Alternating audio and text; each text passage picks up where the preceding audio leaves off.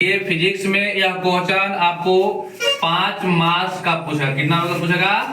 5 marks का। Exam में आएगा तो आपको 5 नंबर कंफर्म रहेगा। ठीक है ना?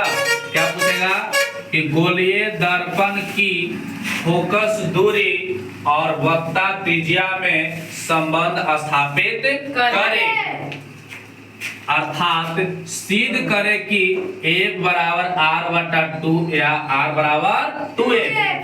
यानी कि यह बात भी पूछेगा तो वही चीज है और यह बात भी पूछेगा तो यही चीज है ना? यानी कि ई सिर्फ कह दिया कि संबंध स्थापित करे और यहाँ पे फार्मूला लिख दिया कि यह फार्मूला आपको सिद्ध करना है। तो सबसे पहले हम अवतल दर्पण में सिद्ध कर रहे हैं। कौन सा दर्पण में? अवतल दर्पण में। और इसके बाद करेंगे उत्तल दर्पण में। ठीक है? दोनों दर्पण में होगा। तो अवतल दर्पण में सबसे पहले अवतल दर्पण पार लिए हैं, है ना? जिसका बाहर वाला भाग रंगा हुआ है और परावर्तक सतह धंसा हुआ है, उसको हम कहते हैं कोची? अवतल दर्पण। अवतल दर्पण माना कि m' एक क्या है? अवतल दर्पण है जिसका प्रधान अक्ष P है।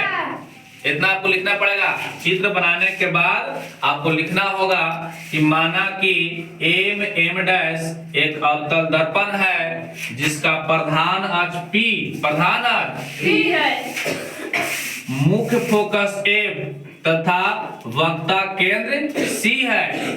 AP एक आपतित किरण है जो दर्पण से परावर्तन के बाद F से होकर गुजरती है और CB एक रेखा मिलाया गया है जो अभिलंब का काम करता है।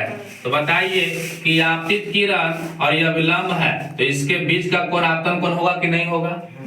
और ये परावर्तित किरण है और परावर्तित किरण और अभिलंब के बीच का कोण परावर्तन कोण होगा कि नहीं होगा?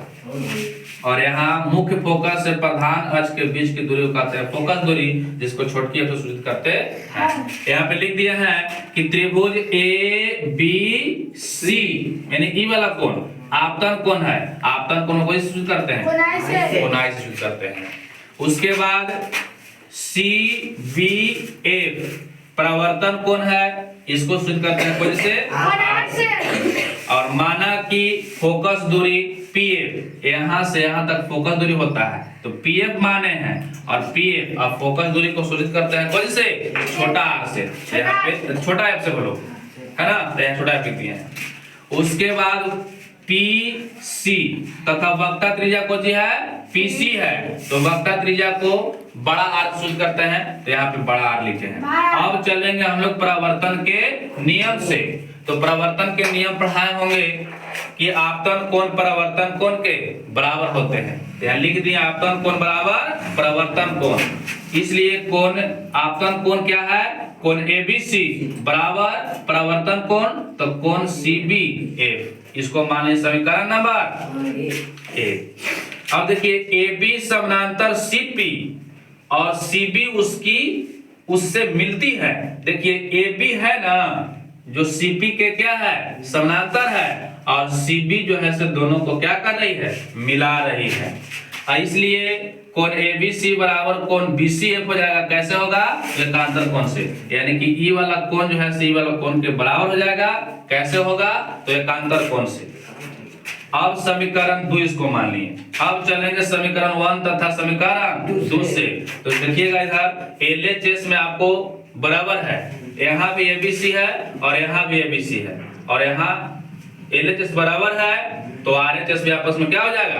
बराबर। लिख दिए यहाँ पे कि कोण CBF बराबर कोण BCF। इसलिए कोण CBF बराबर कोण BCF। देखिए आता त्रिभुज BCF कने है? BCF यह समद्विबाहु त्रिभुज है। यानी कि ई वाला भुजा के बराबर होता है। तो BF बराबर कौन चीज? BF बराबर CF। यहाँ लिखा हुआ है समीकरण नंबर। अब समझिएगा यहाँ पे लिखा हुआ कि अब माना कि दर्पण का द्वारक बहुत छोटा है। अब दर्पण का द्वारक बहुत छोटा है इसलिए B बिंदु P के बहुत निकट होगा। देख लीजिए यहाँ दर्पण का द्वारक अगर छोटा रहेगा ना, B जो आपको यहाँ दिखाई दे रहा है ये आपको कहाँ दिखाई देगा? P के पास दिखाई देगा। किसके पास? P के पास। तो यहाँ पे P के पास दिखाई देगा, तो यहाँ पे BF जो होगा से PF के बराबर होगा कि नहीं होगा? तो लिख दिए BF बराबर कौन चीज? PF। समीकरण नंबर 4। अब चलेंगे समीकरण 3 और समीकरण 4 से। तो समीकरण 3 और 4 को अगर मिलाएंगे तो इस साइड भी BF है और इस तरफ भी BF है, तो LHS बराबर है तो RHS भी क्या हो जाएगा? बराबर हो जाएगा। लिख दिए CF बराबर कौन चीज? PF। अब बिंदु F PC का मध्य बिंदु है। ये जो F है ना, ये पूरा PC का मध्य बिंदु है, यानी कि बीच वाला बिंदु है। इसको हम लिख सकते हैं कि PF बराबर PC बटा 2, यानी पूरा का आधा होगा PF बराबर, होगा कि नहीं होगा?